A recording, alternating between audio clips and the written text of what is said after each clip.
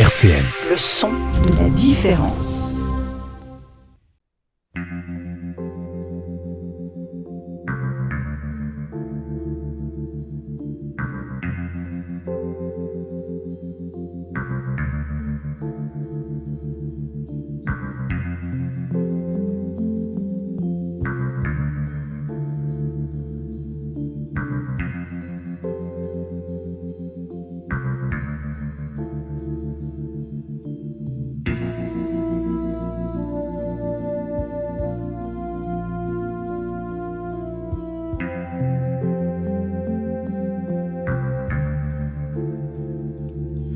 Bonsoir et bienvenue sur Grand Écran, l'émission cinéma de RCN 90.7 et comme l'intitule finalement l'émission Revue critique du mois de novembre, oui, petit changement de musique pour la présentation, ce n'est pas le morceau mythique de Rocky cette fois-ci, mais bien le thème de Twin Peaks en hommage à Angelo Badalamenti, car il faut le signaler quand même, un grand compositeur nous a quittés. C'était le comparse de Lynch depuis Blue Velvet, c'était celui qui a accompagné ses films pour sa musique, avec ses nappes et son style si particulier qui a totalement hanté l'œuvre de Lynch du début jusqu'à la fin, car il a composé même un morceau pour Twin Peaks The Return, sa série télé de 2017. Sans hanter l'œuvre de Lynch, du cinéma donc jusqu'à la télévision, c'était une symbiose, c'était le terme parfait pour décrire les liens qu'il y avait entre Lynch et Badalamenti, et tellement leur travail était finalement entrelacé, parce que finalement on pouvait dire que la musique de Badalamenti ne va qu'avec les images de Lynch, et les images de Lynch ne vont qu'avec la musique de Badalamenti. Quel bel hommage, monsieur Marotel. Oui, ciao maestro. Et... Merci Angelo. Et c'est vraiment que... Non, c'est vrai, c'est que il y a toujours une partie assez étrange, parce que finalement... on peut le dire quand même, de chez Twin Peaks, il n'y a plus grand monde malheureusement de nos jours. Oui, encore un autre comédien qui a disparu la semaine dernière, ou il y a 2 semaines, je ne sais plus, celui qui est le manchot. Ça fait depuis 2020 que l'hécatombe est quand même assez grandissante. Une partie de Lynch finalement est partie, mais l'œuvre restera bien évidemment jusqu'à la fin de notre connaissance. Alors, j'ai avec moi pour la revue critique Sébastien et Charlotte, comment allez-vous ? À part la mort d'Angelo Badalamenti, ça va. Écoute, merci. On est encore sur du gros copieux pour ce mois-ci. Voilà. Oui, exactement. Et pour cette émission, spécialement, on a également quelques petits stagiaires qui sont à RCN. Je vais vous demander de vous présenter. Notamment, on a 2 petits collégiens de la CRAF. Oui, bonjour. Comment tu t'appelles ? Céliane. Céliane ? Oui, je suis en classe de 3e au collège de la CRAF. D'accord. Et toi ? Bonjour, c'est Éléonore, je suis dans sa classe en 3e au collège de la CRAF également. Et on a également d'autres collégiens. Bonjour, je m'appelle Esther et collège Guilmer. Collège Guilmer, et on a également un membre du collège Schaeffer, c'est bien ça ? Oui. Un représentant. Voilà. Donc ils sont avec nous. Et Charlotte, tu es en quelle classe, Charlotte ? Je sais plus trop, et puis j'ai pas appris mon cours là, donc non, bienvenue à vous, et puis j'espère qu'on dira pas trop de bêtises. Merci. Oh là, c'est le mauvais choix d'émission. Non, parce qu'en plus c'est vrai que la revue critique on est généralement assez gratuit, n'est-ce pas Sébastien ? Je pense qu'on est assez direct. Je pense que vous êtes là pour nous censurer au cas où on a eu trop de... C'est vrai que là je vois dans l'émission, donc les amandiers. Mais avant de parler de cela, on va quand même revenir sur le festival des films italiens de Villerupt auquel Charlotte tu as contribué. Oui, tout à fait, même travaillé, oui, effectivement. Contribuer, travailler. Tout à fait, oui. Oui, c'était la 45e édition, il y avait quand même pas mal de films une nouvelle fois, c'est quand même assez riche Villerupt, parce que voilà, le festival du film italien, mais voilà, vraiment de la comédie italienne, voilà, de grosses blagues, tout ça, aux films plus autoristes. Ouais. Voilà. Et c'est vraiment les 2 grandes spécialités du cinéma italien. On est sur le drame et le côté comédie, quoi. Ouais, c'est ça, c'est vraiment ça. Il y a du Caravage là qui sort d'ailleurs en ce moment avec Riccardo Scaramaccio, Isabelle Huppert, Louis Garrel. Les amandiers. Attends, pas tout de suite, et on n'est pas obligé de le citer. Il était à Villerupt ou il n'était pas à Villerupt ? Oui. Bon, c'est vrai.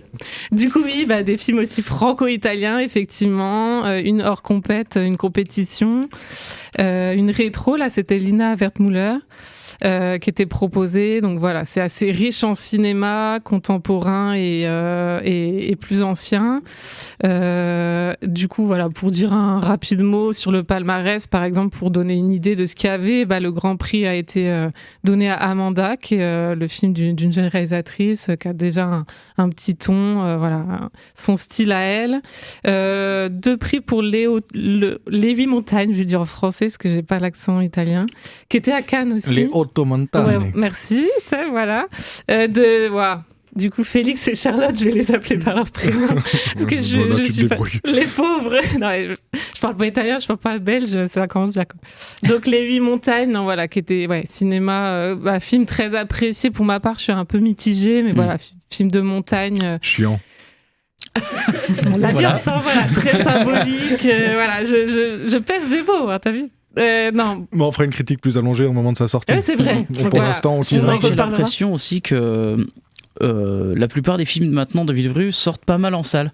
Ce qui n'était pas trop le cas il y a pas si longtemps que cela, et j'ai l'impression qu'en fait le cinéma italien commence à reprendre un petit peu de plomb, enfin un petit peu d'aplomb plutôt que de plomb, et ça commence aussi à ressortir outre en dehors des Alpes, et du coup on arrive à en avoir quelques-uns en salle. Ouais, de plus en plus, les 8 montagnes il va sortir parce que c'est typiquement pas que italien à la prod, mais il y en a, le Caravage il sort, c'est sûr. Oui, c'est vrai que la plupart sont des coprods européennes aussi, donc forcément ça aide. Mais pas tous, tu vois. Enfin, moi, est sorti cette année Piccolo Corpo, on l'avait en réédition là. On a des reprises de films tous les ans dans la section Panorama. Voilà, il est sorti en salle, mais très peu vu.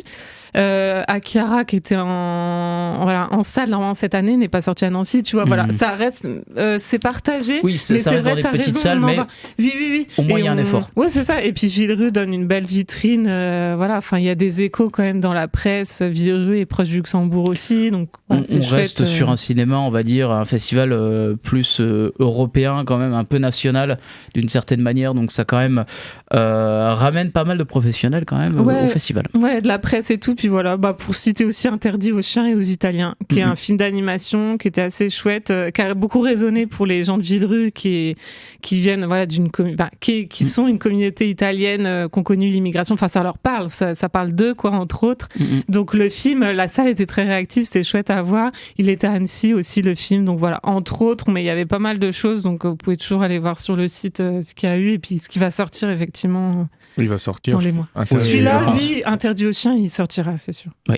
Et la prochaine étape pour nous, ce sera donc Gérard May. Ouais, c'est pas la même. Il y aura peut-être du film italien d'horreur, j'espère. Ben oui, peut-être. Alors, en tout cas, il y aura Pierre Deladonchamp, notre cher compatriote nancéen. Un mot sur le jury. On demandera si on peut faire un covote. C'est bon, je l'ai dit, mon mot sur le jury. Il y aura Pierre, notre compatriote nancéen. Voilà.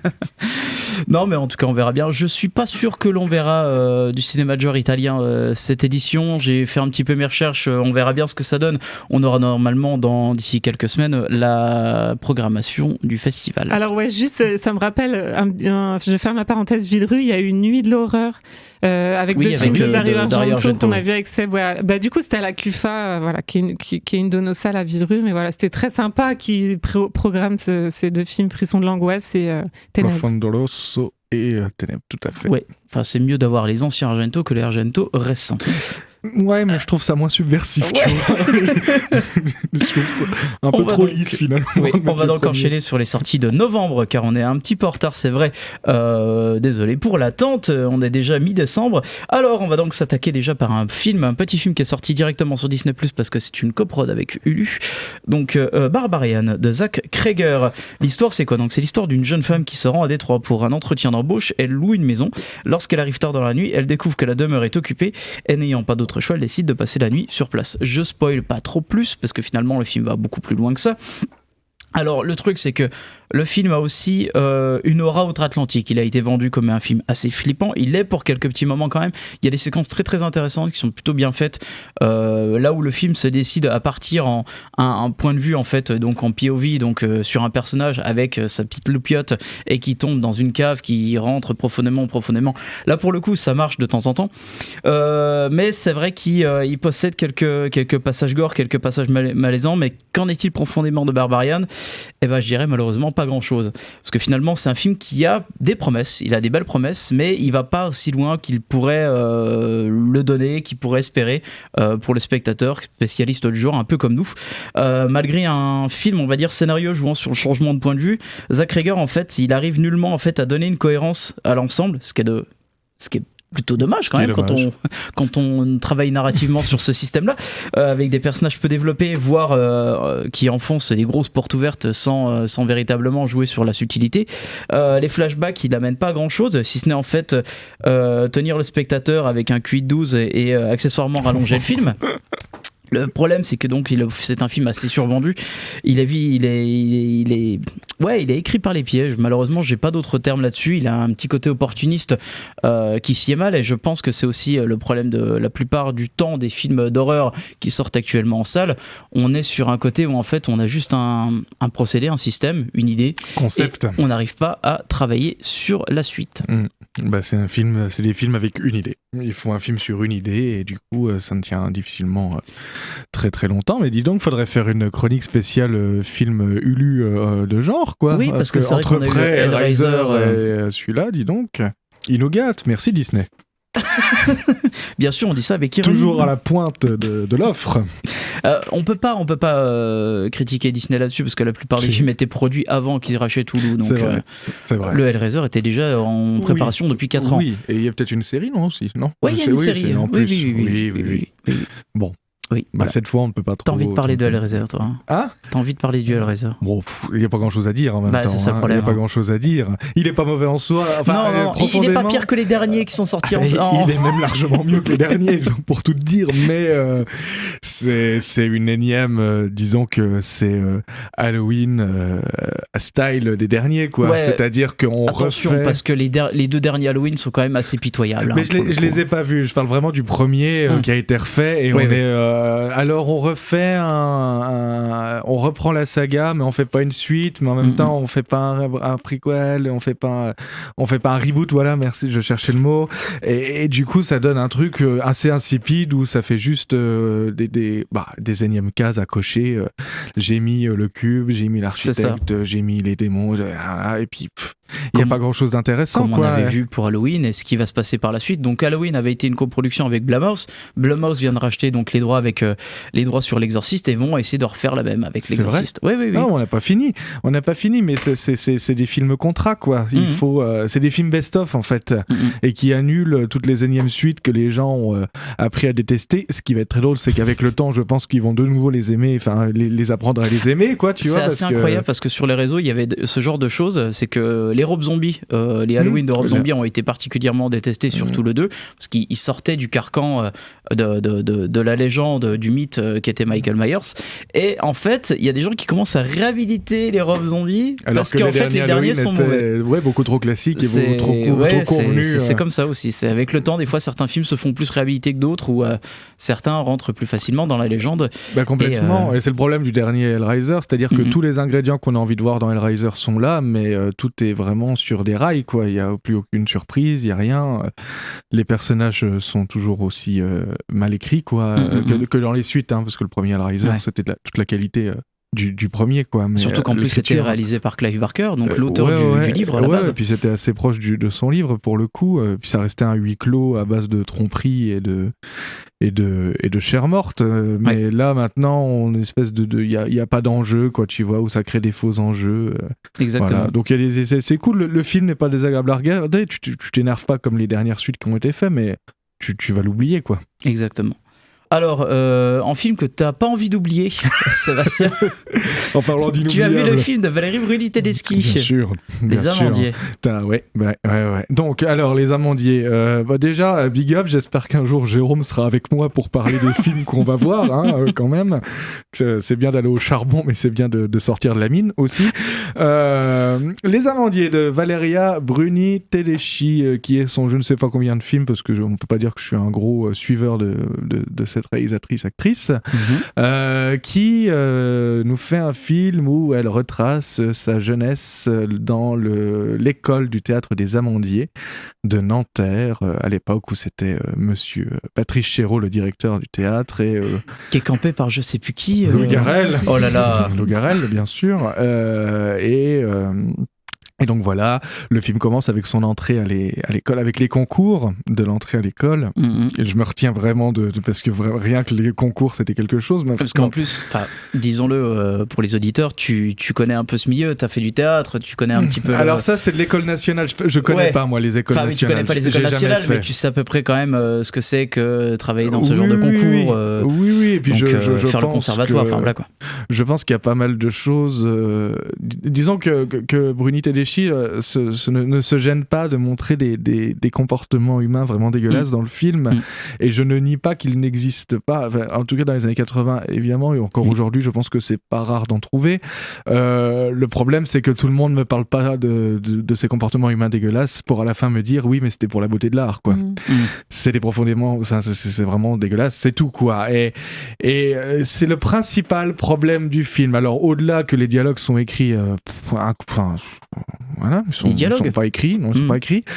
En fait, on accumule sur 2 heures des scènes qui sont au mieux gênantes et au pire vraiment détestables, sous prétexte de cette jeunesse soit un peu sacrifiée, tu vois, par son ambition, par les rêves qu'on lui a promis, et puis par le sida aussi, parce que c'était le début de l'arrivée de cette maladie-là. Mais tout est pris de manière vraiment, vraiment tordue, quoi. Et je pense que c'est vraiment... Je pense que c'est un peu malgré elle, tu vois, mais c'est ce prisme-là qu'elle choisit pour montrer ces jeunes-là, et elle-même, parce qu'elle parle d'elle-même, hein, elle l'a fait, cette école du théâtre de Nanterre, des Amandiers. C'est censé être elle, l'héroïne, quoi. C'est censé être elle, l'héroïne. Même si elle n'est pas nommée Valéria, alors que Chéreau est nommé Chéreau, mais bon. Oui, il y a des attaques qui sont frontales, et elles non. Et vraiment, on est sur des scènes qui sont d'un ridicule au possible, quoi, ou qui sont vraiment non, quoi. Je ne compte pas le moment dans le film où il y a des rapports ou des baisers qui sont forcés, quoi, qui ne sont pas consentis, merci, mais sous prétexte qu'on fait du théâtre, sous prétexte qu'il y a des relations ambiguës, sous prétexte que c'était cette génération-là. Mais oui, mais à la fin oui, mais pour l'amour du théâtre, pour l'amour du jeu, on se sacrifie sur l'autel de l'art, quoi, voilà. Et je trouve vraiment le propos vraiment dégueulasse, et au-delà du fait que vraiment elle sait pas écrire, quoi, je suis bien désolé là, alors les acteurs, on est sur du grandiose, quoi, on est vraiment sur du très copieux, sans compter la polémique qu'il y a eu ouais, mais il y a 2 polémiques, il y a cette polémique sur les violences qu'il a fait aux femmes, et moi genre une nouvelle, c'est son jeu dans le film, quoi, tu vois, qui était vraiment c'était quelque chose, quoi. Le mec joue qui est complètement défoncé par les drogues, qui tient pas, et déjà les personnages sont horribles, tu vois, ça n'aide pas les jeux, mais ils sont assez d'acteurs dans ce cas-là. C'est des personnages clichés qui sont types, quoi. Toi tu vas jouer ça, toi tu vas jouer ça, toi tu vas jouer ça, sans nuance ni rien, quoi. Mais non, il n'y a pas de nuance, et ça dure quand même 2 heures. On est sur déjà des scènes, rien que le début sur le concours, au bout de 5 minutes de film, pour montrer qu'une nana est un peu subversive, elle pète dans les toilettes, tu vois. Là t'es genre waouh, on commence bien, on va être bon, quoi. Et ensuite c'est tout le rapport. Alors tu sens que Tedeschi, elle a envie de lâcher des trucs, tu sens qu'elle a envie de dire que Chéreau c'était quand même en même temps qu'un grand artiste un sacré sale con, mais bon, je sais même pas trop, final, tu vois ce qu'elle tu veut sais pas dire, trop à la fin, parce que finalement il a fait des belles choses, Patrice Chéreau, hein.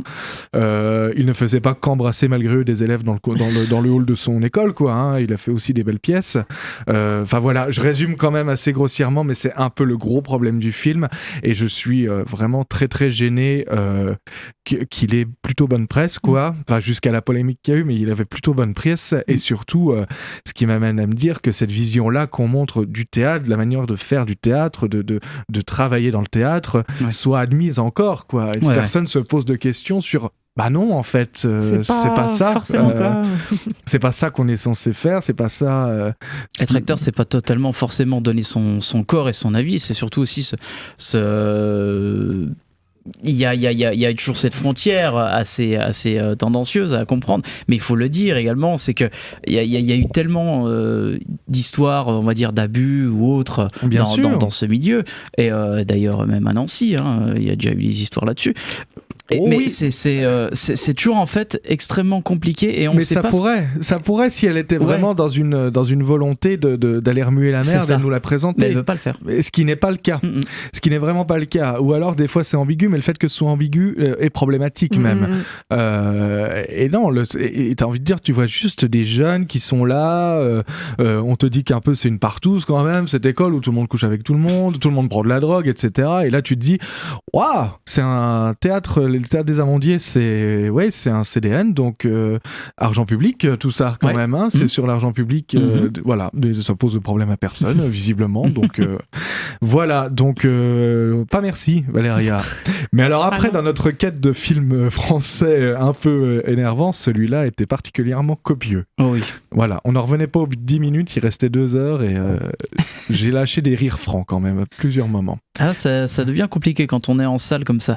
Alors, plus que jamais, donc, Émilie Atef, tu l'as vu, Charlotte ? Oui, pour le coup, j'ai moins de choses à dire que Valéria, tu vois, qui marque les esprits. Effectivement, on s'en rappelle. Plus que jamais, j'y allais surtout pour Vicky Krieps, qui est une actrice luxembourgeoise qui fait pas mal de films, de plus en plus. D'ailleurs, ce film, c'est une coprode allemande, luxembourgeoise, italienne. Enfin, c'est très européen, d'ailleurs. Ouais, ben voilà, comme un peu son travail, enfin, sa filmo, elle est voilà. Elle est révélatrice de ça, quoi, de cette. Elle a tourné dans pas mal de films différents, donc j'y allais pour elle, en sachant que c'était un film sur la maladie. Donc elle joue une personne qui a le cancer, quoi. Elle est en couple, voilà, et elle va faire face à ça, quoi. Et pour y faire face, et sans avec des chimios possibles, mais en ayant en tête que voilà, elle va pas forcément guérir. Donc on part là-dessus. Je pensais pas un film joyeux, quoi. Voilà, je pensais pas rigoler forcément et tout, mais j'allais pas, voilà, plus pour me dire peut-être que ce sujet est traité je sais pas, de façon nouvelle ou je sais pas. Et donc elle va partir en Norvège au départ toute seule, pour essayer de pas être que dans la maladie, que dans l'hôpital, et de partir, donc un peu une décision un peu cliché, j'allais dire, mais on n'a rien dit.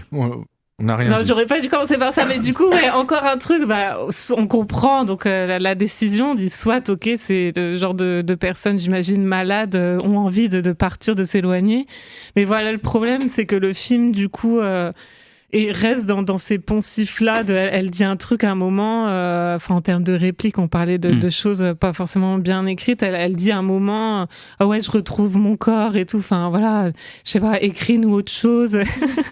Je l'avais laissé en Norvège, je l'ai retrouvé, c'est super. Non, mais et puis les visios, du coup, elle part au début toute seule, sans son conjoint qui est joué par Gaspard Ulliel. Voilà, il y a les visios avec lui. Enfin, tout ça est assez lourd, et le fait est que le film reste dans le pathos tout le temps. Vous allez me dire, c'est normal, le sujet est triste, voilà, on peut pas rigoler dessus. C'est pas la question, mais ça alourdit vraiment tout le film.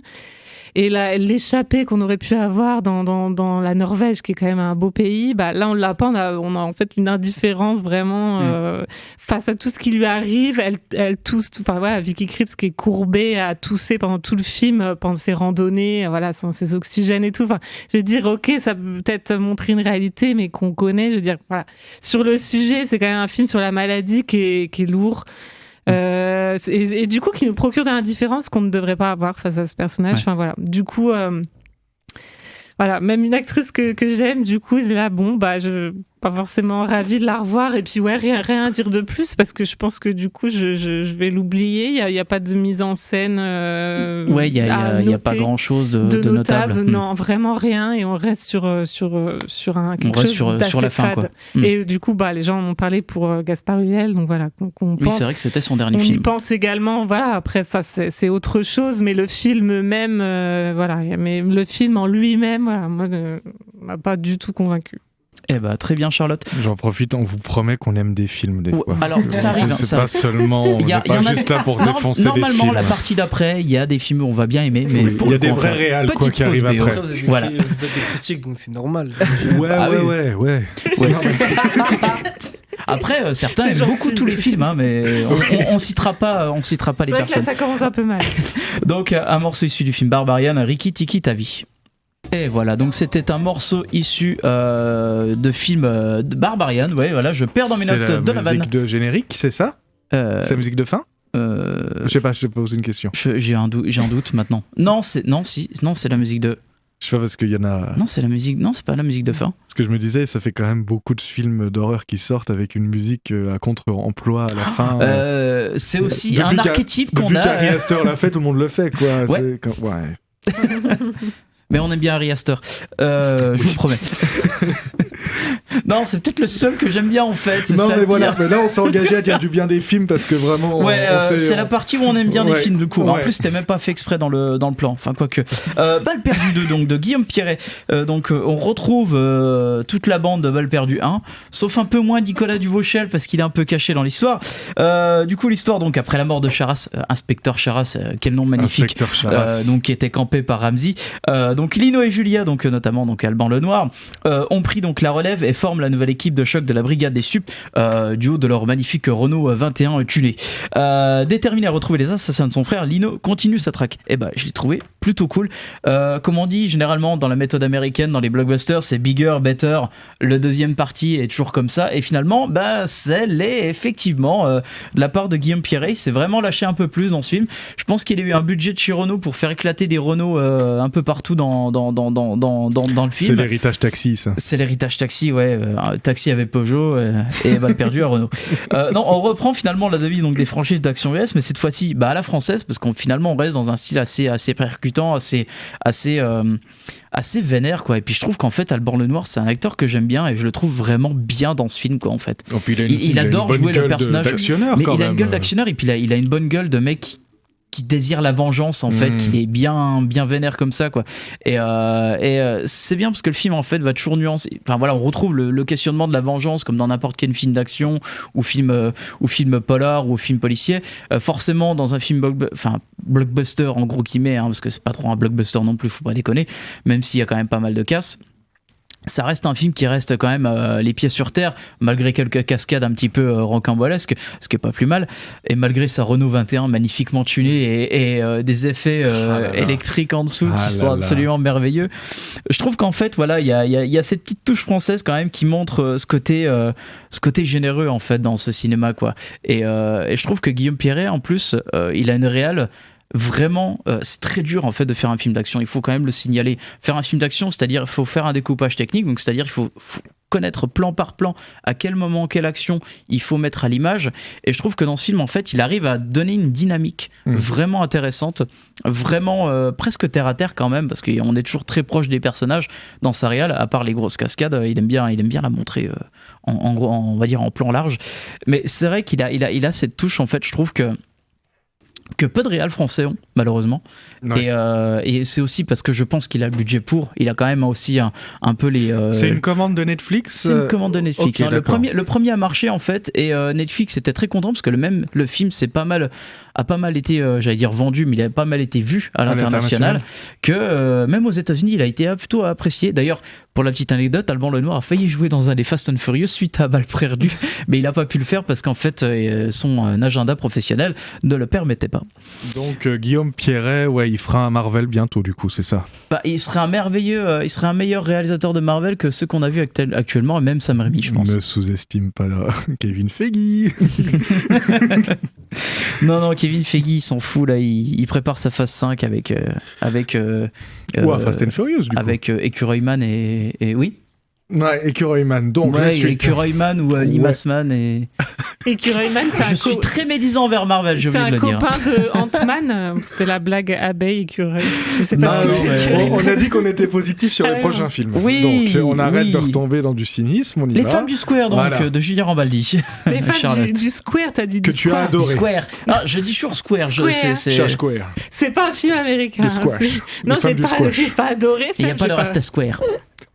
Voilà, ça y est, la blague pourrie est faite. J'en fais toujours une par émission.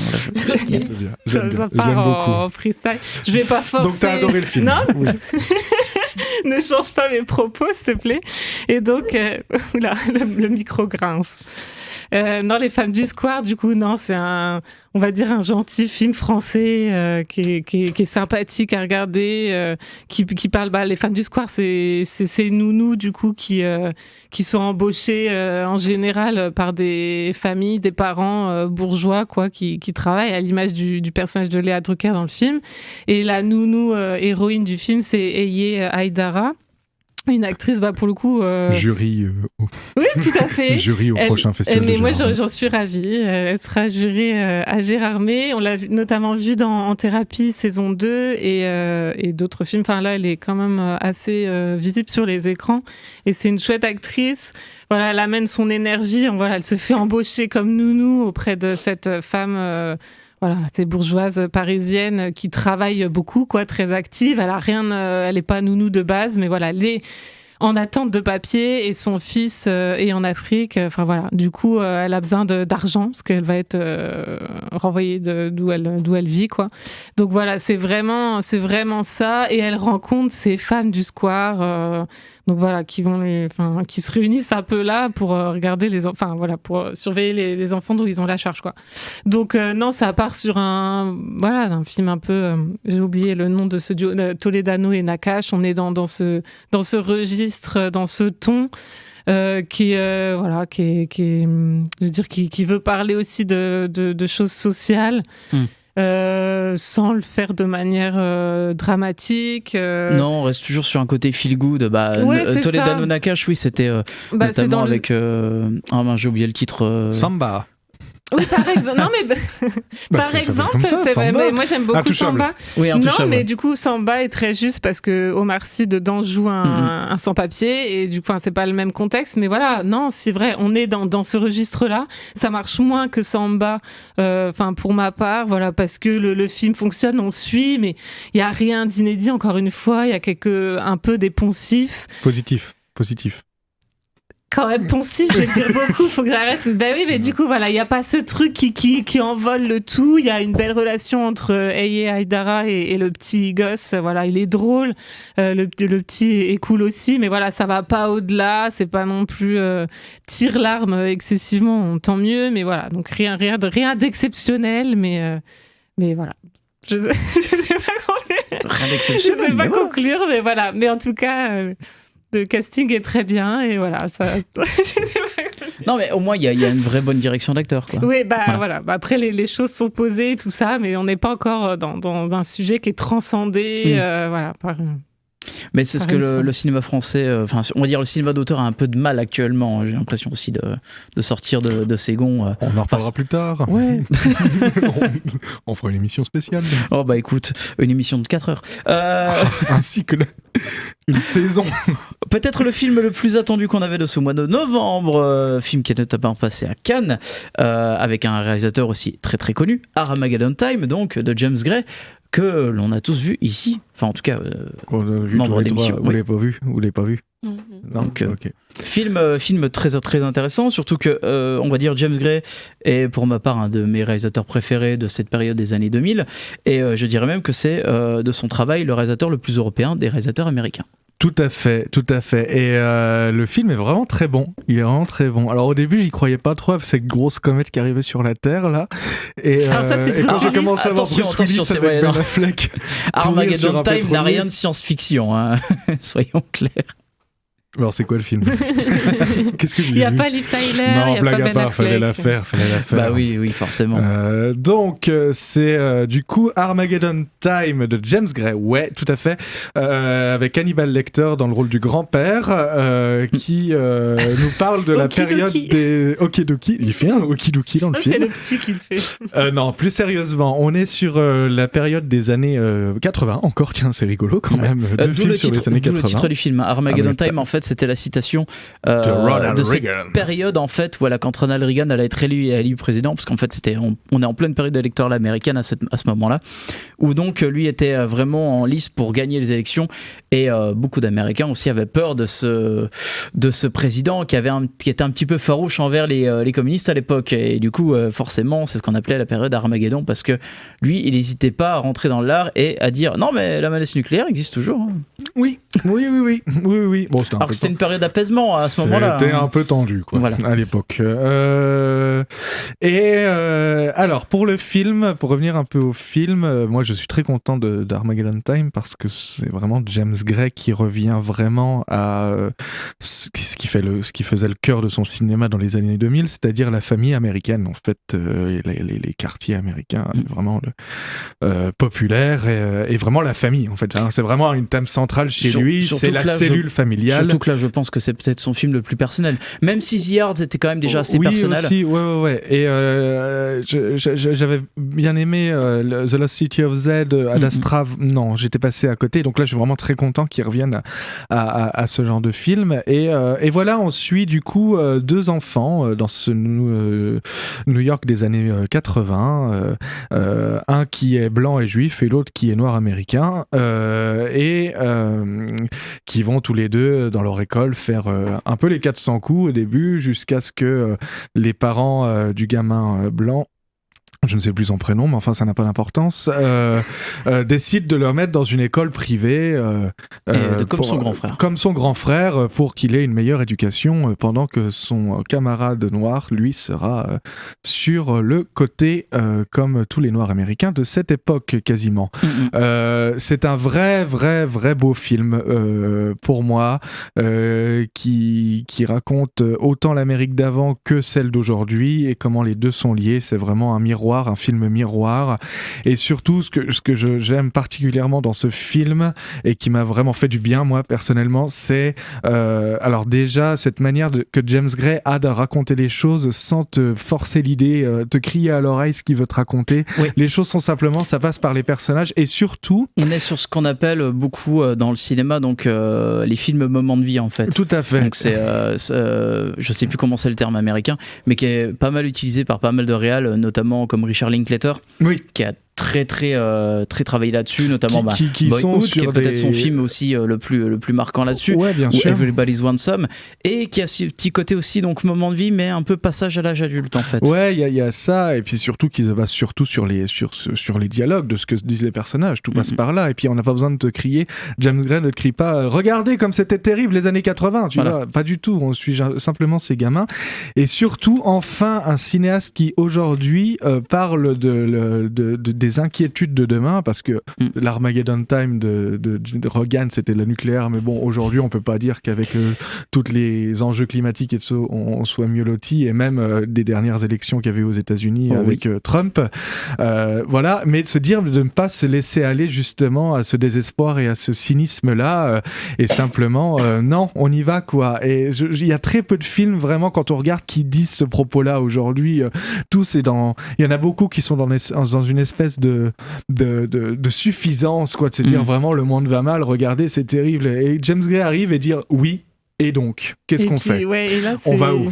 C'est assez chouettement retranscrit par la relation entre le grand-père Anthony Hopkins et le petit, et ce lien qu'ils ont, et ce langage, enfin cette transmission réside dans le fait surtout tout le travail de parler, de dénoncer le racisme, parce que voilà, l'amitié des deux petits se fait brise les préjugés, eux ils sont amis quoi, et le grand-père lui dit ça en fait, va lui insuffler attention, dénonce. C'est important de dénoncer, je trouve ça très beau, les scènes entre les deux, c'est ça, et voilà, on sait que le grand-père va partir et tout ça, et je trouve que ce lien, c'est la transmission, et c'est joliment... C'est la transmission aussi d'une certaine manière de combattre le racisme, mais surtout qu'il devienne lui-même, en fait, qu'il devienne comme c'est d'origine juive, donc il l'appelle comme un mensch, en fait, devenir un homme, quoi. En fait, c'est à la fois ce qu'on te transmet dans ton cadre familial et privé, donc ça, c'est des valeurs plutôt humanistes qu'on lui transmet, et qu'est-ce que l'Amérique des années 80 a transmis aujourd'hui, avec cette scène assez drôle, entre guillemets, assez noire finalement, c'est que l'école privée dans laquelle va le gamin est une école qui appartient à la famille Trump en fait. Avec Jessica Chastain qui joue Marianne Trump. Marianne Trump, la mère de Donald, la sœur de Donald Trump, qui on le sait deviendra plus tard le président des États-Unis, aussi con qu'on le connaît quoi, et aussi dangereux. Et donc voilà, c'est comment tout ça se répond et comment se dire, eh bien écoutez, voilà, le pays a son histoire et nous on a notre propre histoire que nous traversons aussi à l'intérieur, et on ne doit pas se laisser avoir par cette morosité et ce désespoir quoi. Et surtout qui pourrait annoncer une fin du monde prochaine en fait. Qui dit États-Unis dit société américaine dit forcément quête générationnelle du rêve américain qui est assez bien établi sur tout le questionnement entre la relation entre le grand-père et le fils, et surtout qui lui dit forcément de rester tel qu'il est et ne pas se laisser abattre par les autres qui eux n'ont jamais eu besoin de chercher que ça soit la richesse, que ça soit la famille, que ça soit d'autres, et du coup forcément de toujours défendre aussi un peu l'oppressé. Il y a toujours cette relation qui est très très belle entre les deux et qui forcément va forger le personnage principal. D'ailleurs, il faut quand même, je le signale, mais les deux enfants, donc Banks Repeta qui joue le petit Paul Graff, qui est donc, on peut le dire, un peu plus ou moins James Gray, et donc le petit enfant afro-américain, donc Jalen Webb, qui sont absolument incroyables dans ce film. Ils sont géniaux tous les deux. C'est des acteurs, mais en devenir quoi. Ils sont super fabuleux. Mais très très beau personnage symbolique et puis en fait il lui demande de choisir, je pense le grand-père, vas-y choisis, fais-toi ton propre au-delà des normes, des codes sociaux, familiaux qu'on a bien dans les scènes de repas et tout ça. Enfin, c'était assez finement ressenti. Cette mère qu'on peut pas juger totalement sur cette façon. Non, je préfère que mon enfant aille dans le privé. Ce père aussi. Et puis la relation paternelle aussi, le tout père. À fait. Donc, le père qui peut être vu aussi d'une certaine manière comme protecteur et hyper violent. Il y a les deux scènes tout à fait. qui sont très dures. Bien sûr, mais il ne cachera pas ça. Mais on est sur un vrai beau film. Et le duo de gamins est vraiment très touchant. Pour moi, c'est le duo le plus attachant cette année avec celui de Licorice Pizza de Paul Thomas Anderson, qui malgré les défauts du film, c'est évident, les deux acteurs étaient aussi très très beaux et le duo fonctionnait très très bien. Je parle juste en termes de personnages et de duo. Ça c'est vrai que Licorice Pizza, on peut dire tout ce qu'on veut sur ce film. Moi aussi, je peux en parler pas mal. Mais c'est vrai que la relation entre j'ai oublié le nom le fils de Philip Seymour Hoffman, j'ai oublié son nom, je sais plus son nom, qui est vraiment incroyable. Et Alan Haim, mais je trouve que on n'a pas ce même dans duo le cinéma forcément. Américain, tu vois, on a quand même ces deux films là qui nous proposent vraiment un très chouette duo, très bien écrit et qui n'hésite pas à ne pas tomber dans des carcans très terre à terre, très poncifs, même si forcément le principe de surtout James Gray pour le coup, voilà. Mais on reste dans du pur cinéma de James Gray, donc ça se voit dans la façon dont il représente le quartier du Queens, ça se voit dans certains plans, même les plans du métro. En fait, il va montrer la beauté et le côté aussi sale américain de l'époque. Et en même temps, c'est leur milieu de vie, c'est leur des personnages et tout passe. C'est quand même le film, la deuxième scène, c'est à table avec la famille et je crois qu'elle dure un bon quart d'heure, quand même. Tu vois. Mais elle traîne sur la longueur parce que ça permet de voir aussi la relation entre tout le monde. Et tout est posé. Voilà. Bien sûr. Donc non, c'est du très très bon cinéma américain, comme on en voit que assez rarement maintenant. Et je suis content que James Gray revienne à du film beaucoup plus personnel et surtout qu'il revienne sur Terre, entre guillemets. Exactement. Et avec une excellente BO aussi. Qu'on va écouter tout de suite un morceau de Sugar Hill Gang, Rapper's Delight. Et voilà, donc c'était un extrait issu du film Armageddon Time de James Gray. Et avant de continuer notre revue critique de mois de novembre, on va revenir vite fait sur un film en octobre, car un de nos stagiaires a vu le film sur Simone Veil. Oui, tout à fait. J'ai eu la chance de voir ce film il y a 2 semaines avec mon école. Oui. C'est un film assez émouvant. On peut retracer la vie, que ce soit l'enfance, l'adolescence, ou même la vie d'adulte de Simone Veil. On peut voir son parcours en tant que dans des camps, à quel point c'était horrible et vraiment compliqué à vivre. Comment elle s'en est sortie, comment elle a mené ses combats, comment elle a réussi à faire face à l'adversité, ou les séquelles qu'elle a pu avoir à cause des camps. Et on a aussi pu voir une facette sa face en tant que mère et grand-mère plus tard dans sa vie en fait. Ouais, parce que c'est vrai que en fait donc le personnage de Simone Veil, donc avant de rentrer dans l'histoire de la France avec sa fameuse loi, la loi Simone Veil, donc sur le droit à l'avortement, c'est vrai qu'elle a eu un parcours absolument assez dramatique, issue d'origine juive, donc forcément a connu la rafle en France. Et donc va mener son combat aussi à travers toutes les années. Alors elle est campée par Elsa Zilberstein, donc une actrice qui on n'aurait pas forcément pensé à elle, je dirais, pour le rôle de Simone Veil. Et d'ailleurs, c'est réalisé par Olivier Dahan. Le film donc qui est passé notamment réalisateur avec Le Petit Poucet en 2005, donc il a eu un sacré parcours. Je pensais pas que t'allais citer Le Petit Poucet. C'est son premier film, et après il a fait donc La Môme avec Marion Cotillard, film qui a donné à Marion Cotillard l'Oscar de la meilleure actrice. Et du coup, moi j'ai une question pour toi. Quelle scène t'aurait peut-être particulièrement plu ou touché, ou si t'en retiens une du film?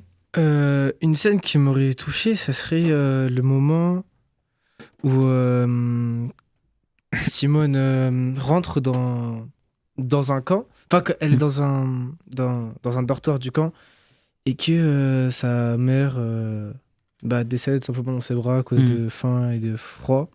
Et là on se rend compte à quel point les camps c'est vraiment horrible et que c'est vraiment la loi du plus fort, même si la communauté juive a été solidaire. Non, justement, on peut voir aussi. Enfin, si, généralement, il y avait des moments où c'était solidaire, mais aussi il y a des moments où ils se battaient pour la nourriture, avoir des habits. Chose qu'on peut voir notamment aussi dans le Pianiste de Roman Polanski. Tout à fait. Voilà, j'avais pas trop de transition. Je sais qu'il y a eu un petit blanc. Elle est très bien, Roland. Mais c'est vrai que c'est toujours très dur de parler des films historiques, mais il en faut toujours, parce que finalement parler de l'histoire, ça permet de nous remémorer les pires moments, comme les meilleurs de l'humanité.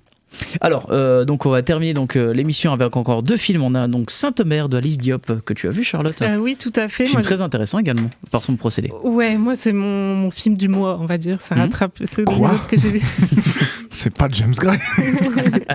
C'est pas Les Amandiers. D'Alice Diop, qui est une réalisatrice qui vient du documentaire. Moi, j'ai vu aucun de ses documentaires, mais elle m'a intéressée quand même. Et voilà, c'est sa première fiction. C'est sa première fiction, primée à Venise.